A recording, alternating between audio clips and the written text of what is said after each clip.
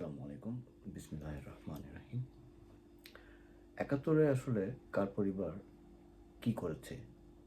আমরা যারা ৭১-এর পরে জন্ম নিয়েছি, যারা 80s এ জন্ম নিয়েছি, মিড 80s এ জন্ম নিয়েছি, লেট 80s এ জন্ম নিয়েছি, 90s এ জন্ম নিয়েছি, তারপরে জন্ম নিয়েছি। আমরা দেখিনি ৭১-এ কার পরিবার কি করেছে আমরা দেখিনি, আমরা শুনেছি। এই ইন্টারনেটের যুগেও যে পরিমাণ গুজব ছড়ানো হয়, যেখানে কিনা বলতে গেলে প্রত্যেকটি জিনিসের একটি সোর্স পাওয়া যায়, একটি প্রমাণ রয়ে যায়, কে কী পোস্ট করছে না করছে। তারপরেও যেখানে এত গুজব ছড়ানো হয়, তাহলে ইন্টারনেটবিহীন যে যুগ ছিল তখন কী পরিমাণ গুজব ছড়ানো হয়েছে তা সম্পর্কে আসলে ধারণা করা খুবই মুশকিল। সুতরাং আসলে যা আমরা শুনেছি ৭১ সম্পর্কে সবকিছু বিশ্বাস করে নেওয়াটা খুবই ডিফিকাল্ট।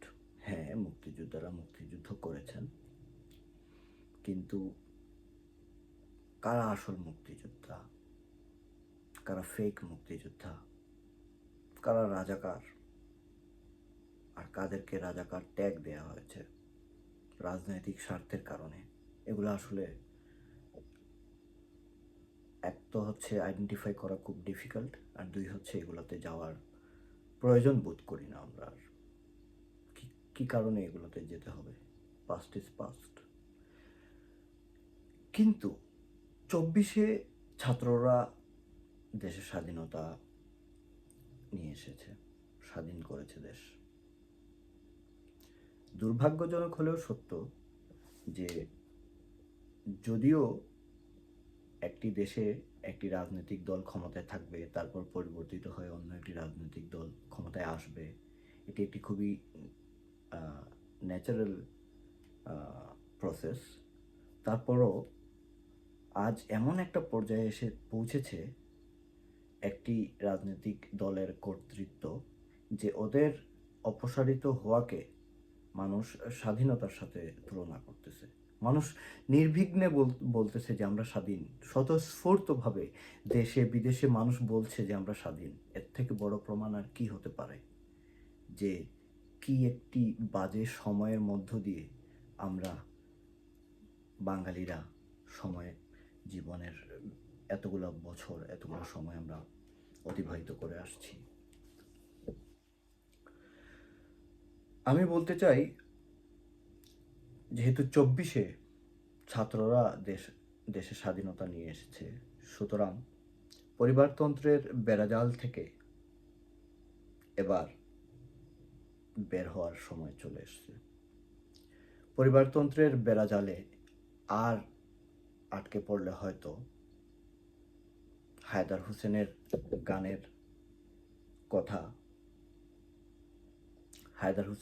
কথায় কেবল ৩০-এর জায়গায় ৬০, ৯০ এরকম পরিবর্তিত হতে থাকবে, কিন্তু বাকি কথাগুলো আজীবনের জন্য অপরিবর্তিত থেকে যাবে।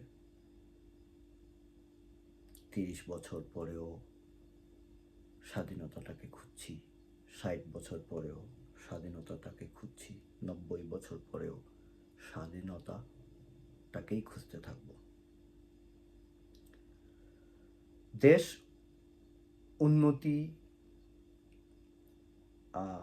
উন্নতির দিকে কিভাবে এগিয়ে যাবে?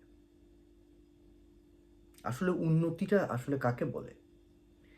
যে একটি রাজনৈতিক দল আমাদের দেশের সহজ সরল খেটে খাওয়া মানুষদেরকে ব্রেন ওয়াশ করে বুঝাতে চেয়েছে যে পদ্মা সেতু হচ্ছে উন্নতি, মেট্রো রেল হচ্ছে উন্নতি, সে দেশে আসলে উন্নতি নিয়ে কথাবার্তা বলাটাও অনেকটা ডিফিকাল্ট একটা বিষয়। কারণ হচ্ছে সাধারণ জনগণ, খুবই খেটে খাওয়া জনগণ, আমাদের যে রিক্সা চালক, সিএনজি চালক, গার্মেন্টস কর্মী যে ভাই বোনেরা যারা হয়তো বিভিন্ন পারিবারিক অবস্থার কারণে নিজেকে আসলে এবং দেশের দূর যে পরিস্থিতির কারণে বিভিন্ন কারণে হয়তো কখনো নিজেকে সঠিকভাবে ভালো শিক্ষায় শিক্ষিত করেও তুলতে পারেননি, এটা ওনাদের দোষ না, এটা পরিস্থিতির কারণে পারেননি। ওনারা অনেকেই সহজ সরল রয়ে গেছেন, তাদেরকে আসলে তাদের এই সহজ সরলতার সুযোগ নিয়ে অনেক বদনিয়তিরা অনেক কিছু বোঝাতে চেষ্টা করে। দেশে উন্নতি, বাক স্বাধীনতা, শান্তি যদি চান তবে পরিবারতন্ত্রের মায়া ত্যাগ করা সমীচীন হবে। কোন রাজনৈতিক দল ভালো আর কোন রাজনৈতিক দল ভালো নয়, কোন রাজনৈতিক দল ভালো আর কোন রাজনৈতিক দল মন্দ, তার থেকে জরুরি হলো কে সবচেয়ে যোগ্য ব্যক্তি। কোন রাজনৈতিক দল যদি যোগ্য নেতৃত্ব নিয়ে আসতে পারে, যাকে সুশীল, বিজ্ঞ, জ্ঞানময়, সুবিচারপূর্ণ, সুদক্ষ, নিরপেক্ষ, সাহসী এবং সম্মানী জনগণ যারা, তারা স্বতঃস্ফূর্তভাবে মেনে নিতে পারবে, তবে সেই রাজনৈতিক দলকে এবং তার নেতৃত্বকে সম্মানের সাথে দেশের দায়িত্বে নিয়োজিত করা যেতে পারে। এমনটি বলার কারণ এই যে সাধারণ জনগণের মতামতের ভিত্তিতে দেশের নেতৃত্ব নির্ধারণ বাংলাদেশের জন্য সঠিক নয়। কারণ হলো এই যে আমাদের দেশের সাধারণ জনগণ অত্যন্ত সহজ সরল খেটে খাওয়া মানুষ। এই মানুষগুলোকে বা বদ নিয়তের মানুষগুলো অতি সহজেই বোকা বানিয়ে ফেলতে পারে। যেমনটি আমরা দেখেছি ইতিপূর্বে যে উন্নয়ন বলতে কাকে একটা ভুল ধারণাকে উন্নয়নের সাথে তুলনা করে এতদিন বোঝানো হচ্ছিল না। আপনার বিল্ডিং এর ফাউন্ডেশন নাই, আপনাকে আমি 50 তলা বিল্ডিং বানিয়ে দিয়ে দিলাম, কিন্তু ফাউন্ডেশন এটার 5 তলাও না, যেটা ভেঙে পড়বে। আর আপনাকে বললাম এই যে দেখো এত সুন্দর বিল্ডিং, এত উঁচু বিল্ডিং, এত উঁচু দালান, আপনার উন্নতি হয়েছে। এটা উন্নতি নয়। প্রথমত হচ্ছে যে উন্নতির সংজ্ঞাতে আমি এখন আর যাব না, এই ভিডিওটা অনেক লম্বা হয়ে যাবে। কিন্তু কিছু নৈতিক অধিকার যেগুলো মানুষের নৈতিক এবং মৌলিক অধিকার, যেগুলো মানুষের দাবি, মানুষের অধিকার, এগুলোই যদি না থাকে তাহলে বিল্ডিং দিয়ে কি হবে? আপনি কথাই বলতে পারেন না, আপনি মুখ খুলে কথাই বলতে পারেন না, আপনাকে ধরে নিয়ে যাওয়া হয় আয়না করে, আপনাকে গুম করে ফেলা হয়, আপনাকে হুমকি দেয়া হয়। সেখানে আমাকে আপনি স্বর্ণের দালানে রেখে দিয়ে লাভটা কি? আমি আমার স্বাধীনতাই পাচ্ছি না। তো এই জন্য বললাম যে আমাদের দেশের সাধারণ জনগণ অত্যন্ত সহজ সরল খেটে খাওয়া মানুষ। এই মানুষগুলোকে, বদনিয়তের মানুষগুলো অতি সহজেই বোকা বানিয়ে ফেলতে পারে। বিগত দিনে যা হয়েছে তার একটি প্রধান কারণ হলো এটি, যোগ্য ব্যক্তিত্বগুলো নেতৃত্বে আসতে পারেনি। কেননা অযোগ্য ব্যক্তিরা বা মানুষরা, বা মানুষ বলাও ঠিক হবে না, অযোগ্য লোকেরা সাধারণ মানুষের সরলতাকে অপব্যবহার করে নেতৃত্বে চলে আসছিল এবং আসত। যারা পূর্বে রাজনীতি করেছেন তারা বিভিন্নভাবে প্রত্যক্ষ কিংবা পরোক্ষভাবে বিগত দিনের যে নিপীড়নের শিকার হয়েছে আমাদের জাতি, এর জন্য একটু হলেও দায়ী, প্রত্যক্ষ কিংবা পরোক্ষভাবে দায়ী। কেননা একটি রাজনৈতিক দলের দায়বদ্ধতা হচ্ছে জনগণকে সুস্থ রাখার জন্য, ভালো রাখার জন্য প্রচেষ্টা করে যাওয়া। সেই রাজনৈতিক দলগুলো তা করতে ব্যর্থ হয়েছে, যে কারণে অপশক্তির রাজনৈতিক দল সেই সুযোগে আজ এত বছর ধরে নিপীড়ন চালিয়েছে আমাদের উপরে। সুতরাং এটা মনে রাখতে হবে যে এটা শুধুমাত্র ওই রাজনৈতিক দল, যে রাজনৈতিক দল এই শোষণের রাজনীতি করেছে, শুধু তাকে দোষলে হবে না। যে রাজনৈতিক দল, অন্য যে রাজনৈতিক দলগুলো ছিল তাদের অপারগতা হিসেবেও এটাকে মেনে নিতে হবে, কারণ তারা অপারগ ছিল বলেই অন্য অপশক্তি এসে স্থান করে নিতে পেরেছে। এবং আরেকটা জিনিস মনে রাখতে হবে, আপনার যদি কোনো না কোনো দুর্বলতা থাকে, কেবল তখনই এই দুর্বলতাকে ব্যবহার করে আরেকটি কাপুরুষের দল আপনাকে আহ, আপনাকে হেয় প্রতিপন্ন করতে পারে। তো আপনার দুর্বলতা ছিল হয়তো কিছু, যে কারণে আপনাকে সেই দুর্বলতার সুযোগ নিয়ে হয়তো আপনি 2 টাকা চুরি করেছেন, কিন্তু আপনাকে শাস্তি দিয়েছে হয়তো 200 কোটি টাকার, সেটা হতে পারে, সেটা অন্য বিষয়। কিন্তু কিছু না কিছু একটা ভুল হয়তো আপনাদের ছিল। একদম যদি পরিষ্কার থাকতেন তাহলে হয়তো অনেক মুখ খুলে বুক ফুলিয়ে কথা বলতে পারতেন। অনেকে পারেন নাই। কেন? কারণ আপনার কোনো একটা ভুল অন্যায় কিছু একটা ছিল, যেটা ওদের কাছে প্রমাণ ছিল, যে কারণে দুর্বল হয়ে গেছেন আপনারা অনেকেই। যারা দুর্বল হননি তারা কথা বলে গেছেন। যেমন ধরেন, আমি নাম উল্লেখ করতে চাই না, কিন্তু অনেক ব্যক্তিত্ব ছিলেন যারা সব কিছুর পরেও, নিপীড়নের পরেও কোনো না কোনোভাবে টিকে ছিলেন। বিভিন্ন নিপীড়নের শিকার হয়েছেন, ঠিক আছে, তারপরেও টিকে ছিলেন এবং আজও আছেন, আমরা দেখেছি তাদেরকে। কিন্তু বাকি অনেকেই ছিলেন যারা টিকে থাকতে পারেননি। হয়তো তাদেরও কোনো ভুল ছিল। এজন্য যারা পূর্বে রাজনীতি করেছেন তাদের উপরে চোখ বন্ধ করে আবার ফিরে যাওয়া, এটা একটি ভালো সিদ্ধান্ত হবে না। তারা দেশকে, দেশের জনগণকে বিপদের মুখে ঠেলে দিয়েছিলেন।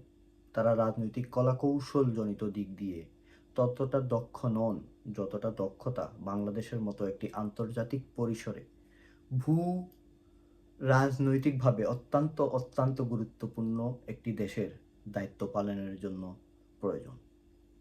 বাংলাদেশ ভূ রাজনৈতিকভাবে একটি অত্যন্ত গুরুত্বপূর্ণ দেশ এই কারণে যে বাংলাদেশের যে পজিশন, বাংলাদেশ একটি ছোট দেশ, সেই হিসেবে ভারতের তুলনায় অনেক ছোট একটি দেশ। সেই হিসেবে ভারত অনেক বিশাল আহ, বড় একটি দেশ হওয়াতে এবং আন্তর্জাতিকভাবে বেশ ক্ষমতাধর হওয়ার কারণে বাংলাদেশ বিভিন্নভাবে আন্তর্জাতিক পরিসরে খুবই একটি কি লোকেশন হিসেবে চিহ্নিত হয়ে আছে। সে কারণে বাংলাদেশের যারা রাজনীতি করেন, যারা ক্ষমতায় থাকবেন, তাদেরকে অনেক বিচক্ষণ হতে হবে। আদারওয়াইজ যেটা হবে যে বাংলাদেশকে বিভিন্নভাবে ব্যবহারের সুযোগ অনেকে পেয়ে যাবে বা করতে চেষ্টা করবে। আন্তর্জাতিক রাজনীতি আমরা যেভাবে দেখি খবরে, শুধু ওইভাবে চলে না আসলে। ওটা অনেকগুলা মুভমেন্ট, অনেক কিছু হয়ে যায় যেগুলো সাধারণ মানুষ হয়তো বুঝতেই কখনো পারে না যে ভিতরে আসলে কি মেকানিজম চলছে। যে কারণে খুবই বিজ্ঞ বিচক্ষণ ধরনের লোকরা যদি ক্ষমতায় না থাকেন, তাহলে আসলে এই বাংলাদেশে যে কোনো সময় অপশক্তি চলে আসতে পারে।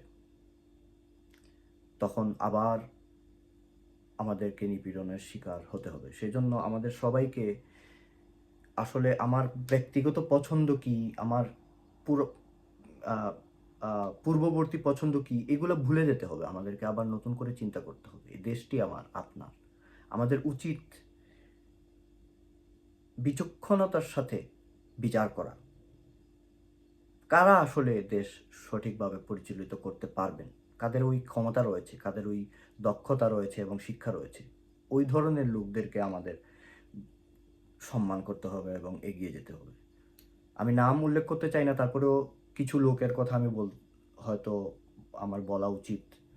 আমি পক্ষপাতিত্ব একদমই করছি না, কখনো করব না ইনশাআল্লাহ। এবং আমি ব্যক্তিগতভাবে এখনো পর্যন্ত কোনো রাজনৈতিক মতাদর্শের সাথে ওপেনলি বলেন বা লুকায়িতভাবেও কোনোভাবেই আমি সম্পৃক্ত এখনো হইনি। আমি কাউকে এখনো ওইভাবে সমর্থন দেওয়ার মতো না ব্যক্তিগতভাবে। কোনো বর্তমানে যে বাংলাদেশের রাজনৈতিক দলগুলো রয়েছে তাদের কথা বলছি। তবে আমার পছন্দ হচ্ছে যোগ্য ব্যক্তিরা, যারা আমাদের দেশে অনেক যোগ্য ব্যক্তি রয়েছেন, যাদের প্রতি আমার অনেক শ্রদ্ধা রয়েছে। যেমন ধরেন বাংলাদেশের ডক্টর সলিমুল্লাহ, বাংলাদেশের ডক্টর আসিফ নজরুল, ঠিক আছে, অবশ্যই ডক্টর মোহাম্মদ ইউনুস। ওনার মতো যে একজন মানুষ আমরা বাঙালি হিসেবে পেয়েছি, এটা আসলে মানে যখন আপনি ডক্টর ইউনুস সাহেবকে চিন্তা করলেই আপনি বলা শুরু করবেন যে উনি সুদ খেয়েছে, এটা হচ্ছে আপনাকে যে মার্কেটিংয়ের একটা নেগেটিভ মার্কেটিং করেছে কিছু স্বার্থপর মানুষ, তাদের যে উদ্দেশ্য ছিল সেই উদ্দেশ্য সফল হচ্ছে। আপনি যখন ডক্টর ইউনূস সাহেবের কথা চিন্তা করার সাথে সাথেই আপনি ভাবেন উনি তো সুদের ব্যবসা করেন। নো, সারা বাংলাদেশে যে ব্যাংকিংগুলো আছে এগুলো কি সুদমুক্ত? না, সুদমুক্ত না। সরকারি যে ব্যাংকগুলো আছে এগুলো কি সুদমুক্ত? না, সুদমুক্ত না।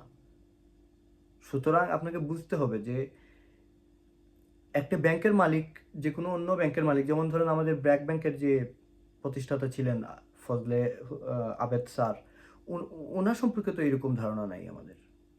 তাহলে ডক্টর ইউনূসকে নিয়ে এরকম ধারণা হয় কেন? তো এই জিনিসটা হচ্ছে যে একটা গোষ্ঠী যে যে কিনা চেয়েছিল যে বাঙালি জাতিকে ডক্টর ইউনূসের প্রতি মানে নেগেটিভ একটা ধারণা তৈরি করে দিতে, তাদের সফলতা হচ্ছে তখনই যখনই আপনি ডক্টর ইউনূসের কথা ভাবার সাথে সাথে বা কেউ বলার সাথে সাথে আপনি ওনাকে এইভাবে চিন্তা করতে শুরু করেন। বাট আপনাকে বুঝতে হবে যে উনি কী লেভেলের মানুষ। সারা পৃথিবীতে ওনার গ্রহণযোগ্যতা রয়েছে। উনি যদি আমাদের দেশের, আমি জানিও আমি খুবই আনন্দিত হব যদি উনি লং টার্ম ধরে বাংলাদেশে দায়িত্ব নিয়ে থাকতে পারতেন। কিন্তু আমার মনে হয় না যে ওটা উনি করতে পারবেন বা করবেন।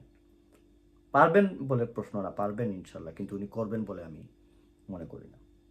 এবং আমার মনে হয় না যে উনি এমন কোনো সিদ্ধান্ত নেবেন যেটা হচ্ছে যে ভালোর জন্যই